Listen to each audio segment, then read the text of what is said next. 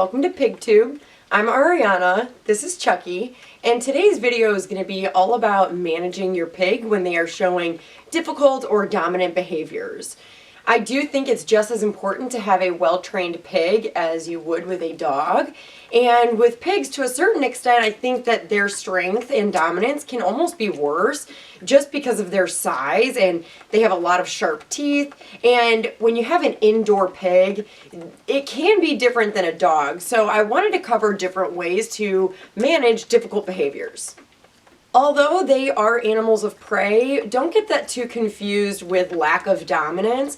They can still be very bossy and even bully-like, especially when it comes to food or not getting their way. And when you have a spoiled pig, they can show behaviors that are undesirable. If you're looking for lasting results and having a long-term, well-mannered pig, you're really going to have to add structure, boundaries, and most importantly, you're going to have to be consistent. One of the big things I find myself saying is that you need to be more stubborn than the pig. Everything I'm going to cover in this video, I just want to clarify that I didn't make any of this stuff up. These are all things that I've learned either through research or even just from veterinarians. This video may be a little bit content heavy, so I did edit in chapters if you wanted to scroll through and find a specific point that is more important to you. Please be sure to like and subscribe for more content from us, and let's get into it. One of my main inspirations for making this channel was learning about how many pigs end up getting surrendered even just within the first year.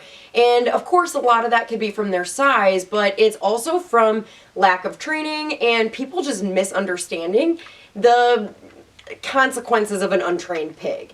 I've seen many pictures online in different Facebook groups and different pig communities of people with really badly discolored bruises and even gashes or wounds from their pig bullying them or bossing them, and they don't really know what to do. So they have no choice but to either desperately look online or unfortunately surrender their pig. So this video is not meant to be like a heavy-handed consequence video, but it's more so to help people who feel like they are stuck and running out of options with the pig they have at home.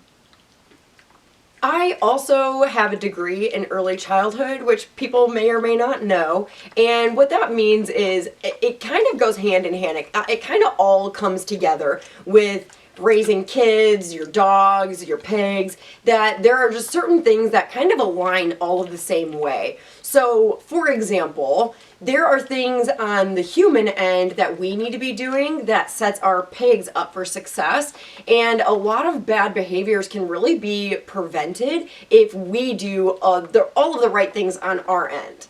For example, the first thing is always going to be training your pig. When it comes to training your pig, this is something that you should start the day they come home.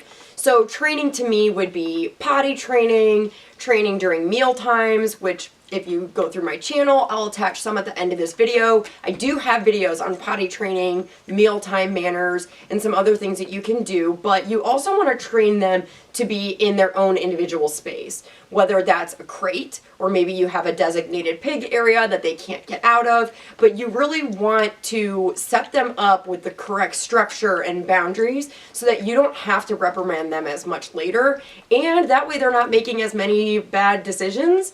You really can't reprimand a pig if you haven't trained them. If they don't know they're doing something wrong, then you can't expect the behavior to stop.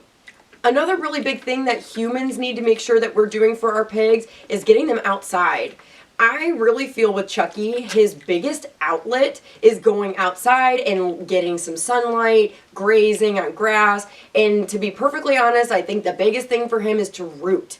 So, for example, days like today, it is freezing outside. I think it's like 14 degrees, and he hates the cold, so he didn't really get to get out any of his energy outside today. So before I did this video, I filled this up with some carrots and vegetables, chopped it up really small, and gave him something to kind of just release all of that pent up energy on before we do this video, so that now he's nice and calm.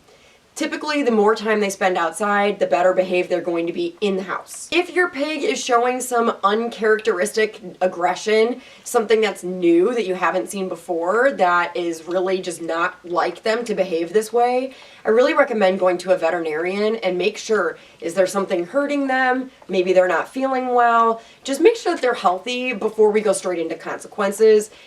Of course, it's different if it's a baby pig or if this is a young pig who's been challenging you for a while. But if you have a pig that's been around a little while and suddenly starts acting aggressive, it's probably time to go to the vet and just be positive that we can rule that out before we start going into consequences. Like I tell all of my dog training clients, this is going to take time, it's going to take consistency, and most importantly, it's going to take patience. So I'm just here to give you, I guess, the tools, and then you are going to have to apply this, not just in training sessions throughout the day, but this really should end up being a lifestyle. From here on out, anytime this behavior happens, this is what happens. So that way your pig learns from a very early stage that every time I do this behavior, this is what happens. So now they have a reason to stop the behavior. Without consequences, meaning you just let them get away with it, or maybe you didn't see the behavior happen and you just come home to damage or destruction, or you weren't in the room when they did this to somebody, then you really can't expect the behavior to stop if there's no consequence that happens as the behavior took place. When it comes to discipline and pigs, one of the big things I like to start with, even with my dog clients, is that pigs are not children. So a lot of the techniques that you use on your kids are probably not going to work the same on a pig. It's more important for you to understand more of like the biological side of how a pig gets disciplined by their mom. And that way, if you're doing the same form of discipline that the mom does, on a biological level, it's going to make so much more sense to your pig that you will actually get results much faster. When researching how mom would discipline their pigs, whether it's on a farm or in the wild, you'll see that similar to humans, they don't just go 0 to 100. Typically they're giving warnings or cues that basically say, I don't like that behavior, and they typically will start with like a vocal sound. Whether it's like a really deep huffing sound or a deep grunt, they will give vocal cues to say, don't do that. If this pig is persistent and doesn't care about the vocal cues, then mom's going to increase the intensity of her correction. So that's where mom starts using her snout. So she's going to start nudging them, pushing them. Depending on the severity, she might even kind of launch them a little bit. They might go a couple feet based on how severe their behavior is and how frustrated the mom is getting. I always like to explain this because I do see, even in the dog training world, that people are giving consequences to animals that don't really make sense to them. Being a pig or a dog, it would make more sense for a child. So just get educated, look at some videos, see how mom reprimands them so that you can hopefully break through to your pig a little bit easier and start to enjoy them a lot more. The first technique that I really cover is what's called move the pig. Move the pig is probably the highest recommended technique for when you're dealing with a pig who's showing aggression or dominance, bullying, any sort of really challenging behavior. Move the pig is what you're going to hear first. Move the pig is basically a concept that's supposed to kind of feel like the mom, that you're basically applying pressure to the pig to assert dominance. A lot of times when you see people practicing move the pig, they're using a board, and they have the board between their legs and the pig. That's probably for a couple different reasons. The one reason is to protect their legs. If it's a bigger pig showing aggression towards their legs, it'll protect you from it. But it's also to almost herd the pig with a D, H-E-R-D, to herd them with a little bit more ease.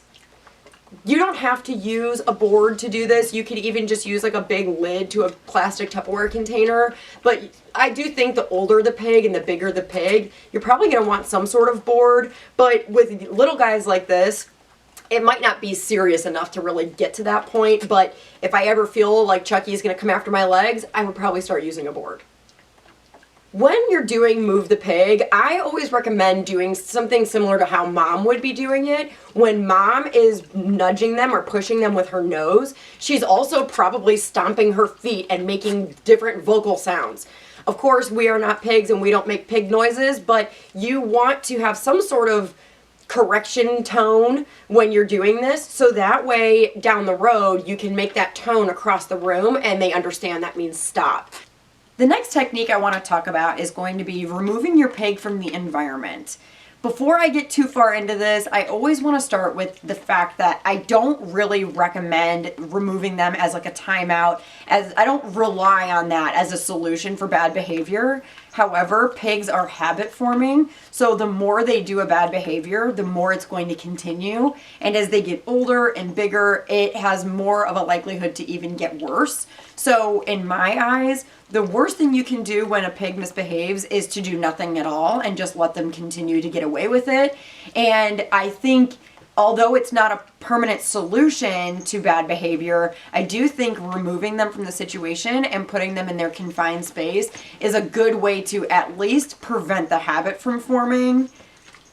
When I'm talking about removing them and putting them into a confined space, I'm talking about their little crate, their playpen, their little pig area, something that they can't just walk out of, something that they're kind of stuck in there. And I don't think that they're necessarily like humans to the extent of while they're in there, they're going to think about everything they did wrong. But I do think it's a good reset for everybody, especially if you find yourself getting really frustrated. I think it's a good place to kind of put them away while you both calm down. And then let's just do a whole reset here and bring them back out. And if this technique is not working, don't panic. I'm going to get into other techniques. But I do think that sometimes if you have company over or if you're really busy and you don't have time to deal with it, sometimes the best thing to do is just remove them from the situation and put them in their confined space.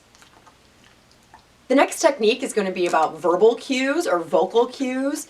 I know that humans cannot really sound like pigs, but you do want to kind of imitate the mom.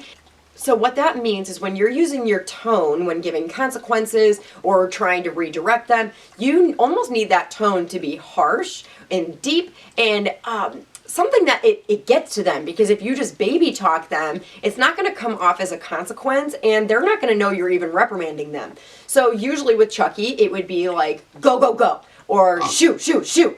And he knows that that sound means I better go.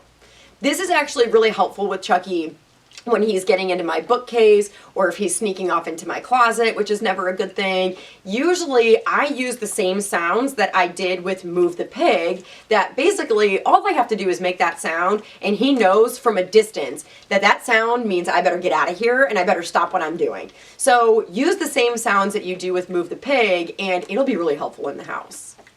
This final technique is a technique that I really only put in this video as an absolute last resort. I have seen so many pictures on Facebook and in the pig community of people with horrible bruises all over their legs and their arms, or I've seen actual wounds or gashes from their pigs, bullying, bossing, head swiping. So this to me is, if you're at this point in the video, you are totally desperate and don't know what else to do. And if we are getting into this technique, I have a lot of things I want to say before we get there. First and foremost, when it comes to reprimanding your pig, you need to be so mindful that they are so sensitive and so skittish. So if you are doing any form of physical consequence, your pig is going to be fearful, or it might work against you, that now it's actually making their behavior worse. This is why it's important to talk about balance when giving a physical consequence. So when I'm talking about balance with pigs and physical corrections, you have to look at it like this. There's positivity and negativity. If you have too much positivity and not enough consequences, your pig is not going to respect you, they are not going to listen to you, and they are probably going to bully you. However, if you have too much negativity or consequences, now you have a pig who is fearful, skittish, nervous. And the whole point is that we have a happy pig, but well-mannered. So what I always say, if we're looking at balance here, you want a pig that has just enough consequences, that they listen and respect you, but when you're giving a consequence, you always need to balance it out with positivity. This is how you have a balanced, well-mannered, happy pig, because you're balancing it out with there is a consequence, but I still love you, and I still want to have fun, and I still want you to be just as happy as you were 5 minutes ago. The next thing I want to say about physical consequences, which please wait until I tell you how to do it, but I would say is that you are never ever using your hands to reprimand your pig. Using your hands as a consequence is one of the best ways to break trust with your pig, and anytime they see your hand near them, around them, that is likely going to create fear and you're going to break trust with them. And once you've broken trust with your pig, it is going to be 1,000 times harder to get them to trust you again. Here you can see I am pretending to hit Chucky. There is no fear, no trauma. He completely trusts me, completely trusts my hands. Lastly, before I actually get into this technique, I want you to be reminded that I have not come up with anything in this video, and I have been taught everything either through American Mini Pigs Association or just through veterinarians. This final technique, I would just kind of sum it up as mimic the mom, which is actually quite similar to move the pig. The difference is that the intensity is going to be a little bit higher, and I will say the severity of move the pig is going to be based on the severity of their behavior. For example, a little bit of rooting on my arm is not going to require a serious consequence. However, showing aggression and biting my leg, maybe while I'm preparing food, or if I'm trying to get them out of the way, any sort of aggression is going to call for a little bit more of a serious consequence. Part of the reason that move the pig is so effective is because it makes sense to him on a biological level. So by mimicking the mom, you are going to get results much faster, there's going to be a lot less confusion, and you're going to have a much better behaved pig much faster. When we are talking about a physical consequence with move the pig, what this means to me is, let's just say you don't have a board around. What I would recommend is using your leg from the knee down. You're basically going to get up against them, up against their butt, up against their back, their sides, and what you're basically doing is shuffling them with your knees. You're almost bumping them over and over again with your shins, your knees, your feet. And this is different than kicking them or catapulting them. I'm not looking for him to be airborne. I'm almost looking for him to kind of like stumble forward a few times. Almost imagine if you're in like a crowded hallway and someone gives a big push behind you, you're going to kind of stumble a couple steps. That's what I'm looking for with Chucky if he were to be aggressive. Thankfully, we haven't had a ton of that, but what you're looking to do is 3 to 5 steps that you're kind of just bumping them in the butt and going, shoot, shoot, shoot, or get, whatever your phrase is, to basically assert dominance in a way that kind of intimidates them. Now, I'm not saying to go 0 to 100. At this point, am hoping that you've already done all the other techniques that we've talked about. You've done the vocal commands, you've removed them, you have done everything that we've already talked about. So at this point, your pig should understand that I'm doing a behavior I shouldn't be, and by being a little bit more assertive, they are hopefully going to give in.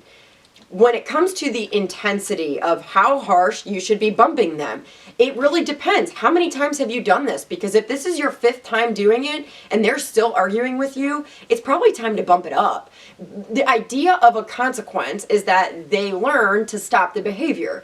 If your pig is full grown and a lot more bossy and you're having a lot more challenges, then you're more likely going to have to bump up the intensity for them to really learn that this person is more dominant than I am, so I better submit. If you are doing this technique and you're noticing that you walk by and your pig is skittish, now your balance is all out of whack. So you need to stop what you're doing and you need to balance it out.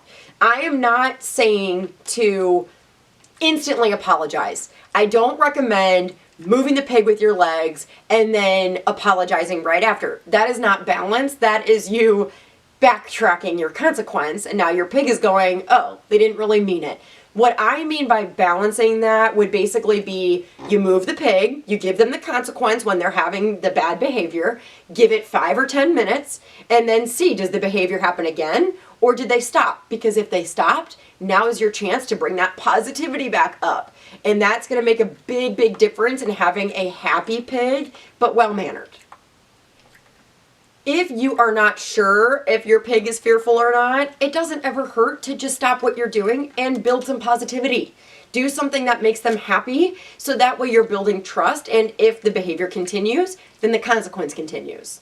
Again, to me, the most important part of all of this is that you are doing this in a humane and balanced manner.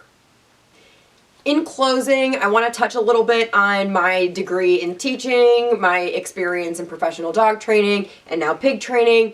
Structure, boundary, and even consequences are really what gives a really happy, relaxed life to these animals and to even kids.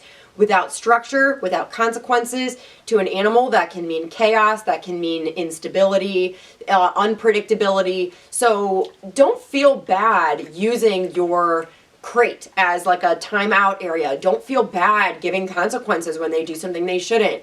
I know they're cute, and I know Chucky's only 15 pounds right now, but I'm thinking big picture, and most people end up surrendering their pigs within, I would say, the first year. I've read even after the first year. I think people underestimate the intensity of a big pig with a bad attitude. So don't feel bad. Look at it as an investment. Look at it as strengthening your bond. I have an amazing bond with Chucky, as you can tell. He is constantly trying to be in my lap. I was actually trying to get him to do the rooting mat before we started the video, and he didn't want it. He decided to be in my lap instead. That's how you know we've got a well-mannered pig that's also balanced. That's about all I have for today's video. If there's anything I've said that's been helpful, or maybe you still have questions, or your circumstance is a little different, put it in the comments, because I would really be happy to help where I can. And I thank you guys so much for coming today, and I look forward to seeing you guys next time. Thanks so much. Bye.